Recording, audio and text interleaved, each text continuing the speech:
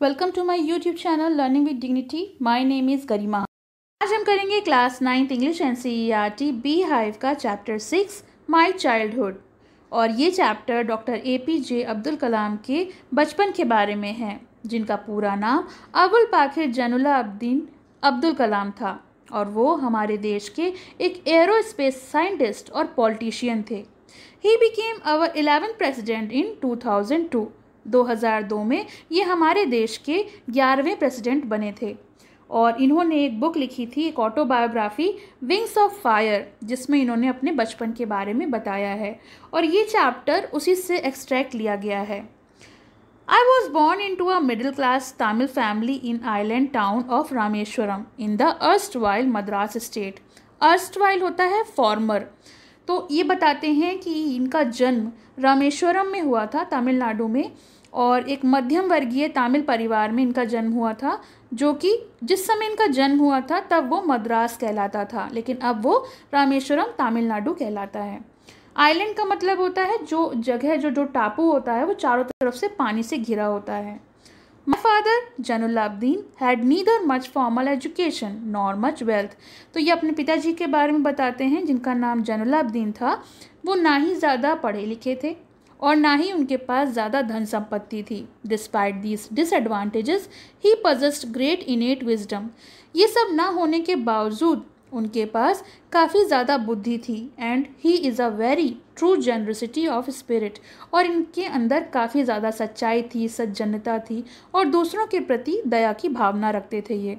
He had an ideal helpmate in my mother, Ashiamma. और ये बताते हैं कि वो मेरे माता जी को काफ़ी सपोर्ट करते थे, जिनका नाम आशी अम्मा था। I do not recall the exact number of people she fed every day, but I am quite certain that far more outsider ate with us than all the member of our family put together।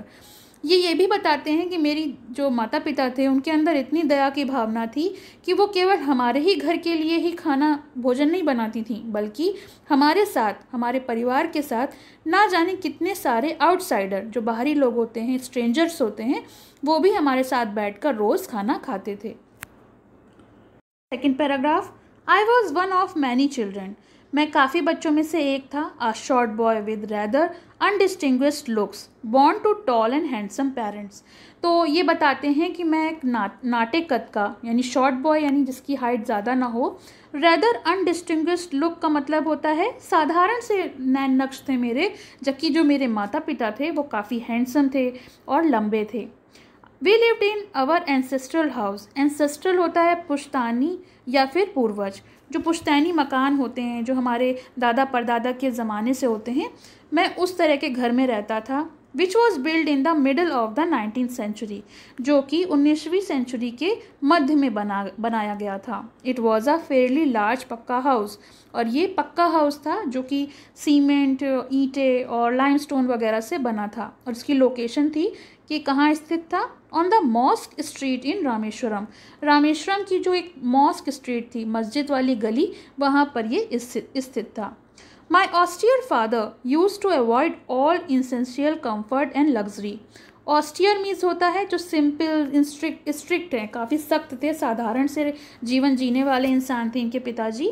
तो वो जितने भी आराम होते हैं, जो भी comforts वगैरह होते हैं, फिजूल खर्ची उन्हें बिल्कुल पसंद नहीं थी, उन चीज़ों को नज़रअंदाज करते थे। However all necessities were provided for in terms of food, medicine और क्लोथ्स।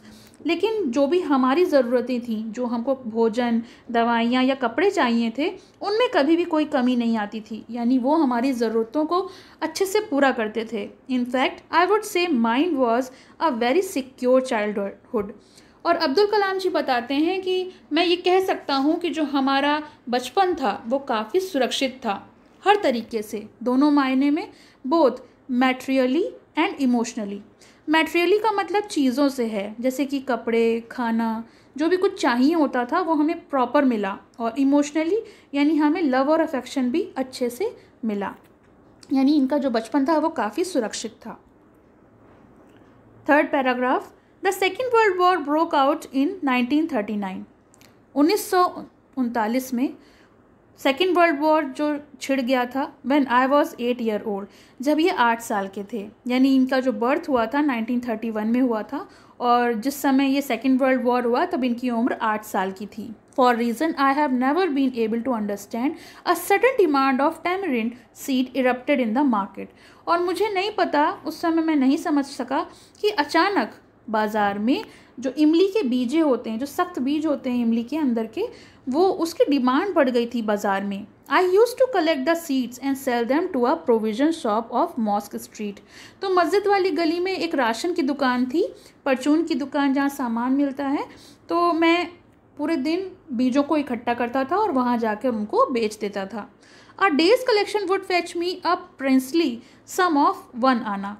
तो जो पूरे दिन का कलेक्शन होता था मैं उसको ले जाके जब वहाँ बेचता था तो मुझे उसके बदले 1 आना मिलता था। 1 आना यानी लगभग 6 पैसे के। My brother-in-law Jalaluddin would tell me the stories about the war, which I would later attempt to trace in the headlines of Dinamani.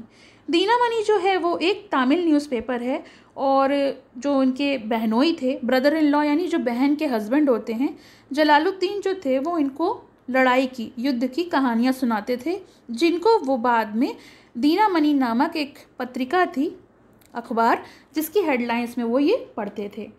Our area being isolated was completely unaffected by the war. हमारा जो क्षेत्र था जहाँ हम रहते थे वो island जो था काफ़ी आइसोलेट था उस जगह से जहाँ पे वर्ल्ड वॉर हो रहा था, इसीलिए वहाँ पर पूरी तरीके से इसका प्रभाव नहीं था युद्ध का।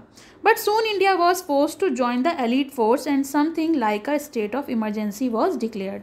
लेकिन जल्द ही भारत को फोर्स यानी बलपूर्वक कहा गया कि आपको एलीट फोर्स ज्वाइन करनी होगी। एलीट फोर्स यानी द आर्मीज़ ऑफ यूके यानी United kingdom, USA United state of America और रशिया।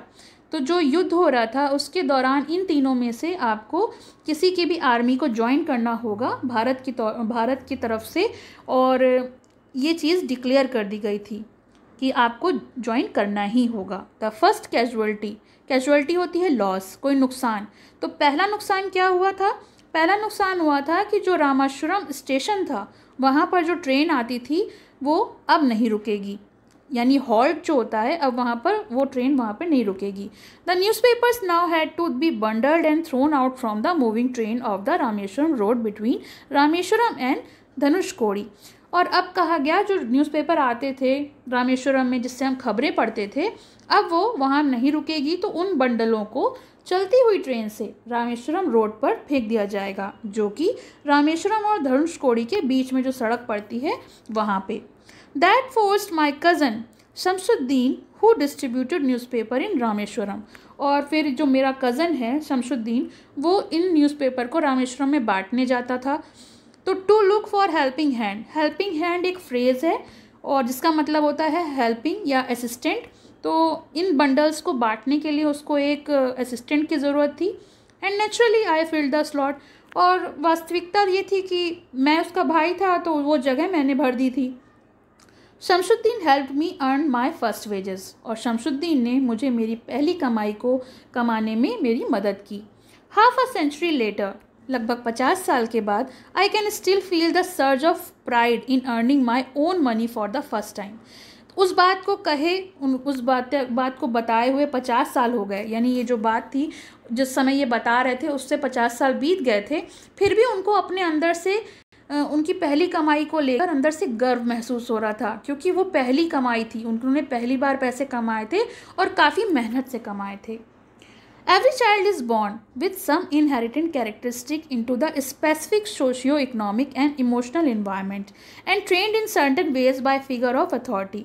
हर बच्चा एक ऐसे माहौल में पैदा होता है जो वो अपने अंदर लेता है, यानी अगर वो किसी भी माहौल में पैदा होता है तो वहाँ के गुण अवगुण सब उसके अंदर आते हैं। कुछ वो अपने माँ बाप से अनुवांशिक लक्षण, इनहेरिटेड कैरेक्टरिस्टिक मतलब होता है अनुवांशिक लक्षण, तो ये कुछ तो अपने माता पिता से लेता है, कुछ वहाँ का जो सोशियो इकोनॉमिक और इमोशनल इन्वायरमेंट है, यानी जो माहौल है उसमें से उसके अंदर वो गुण आते हैं, और यही फिगर ऑफ अथॉरिटी होती है। तो कुछ तो हम अपने माँ बाप से सीखते हैं, कुछ अपने शिक्षकों से सीखते हैं। I have inherited honesty and self discipline from my father. तो अब्दुल कलाम जी बताते हैं कि मैंने अपने पिताजी से जो लक्षण लिए थे वो थी सच्चाई, ईमानदारी, अनुशासन। और from my mother I inherited faith in goodness and deep kindness.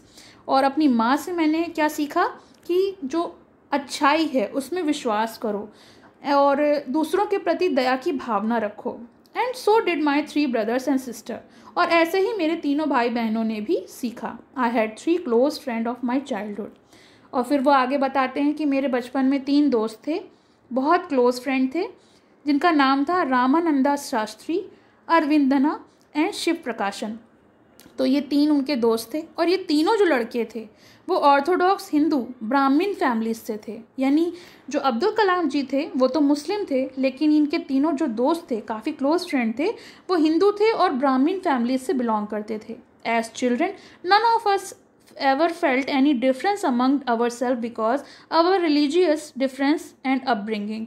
और जब हम बच्चे थे तो हमने कभी महसूस नहीं किया कि हमारा धर्म हमारी दोस्ती में बाधा बने, मतलब दरार डाले या किसी तरीके की बाधा बने।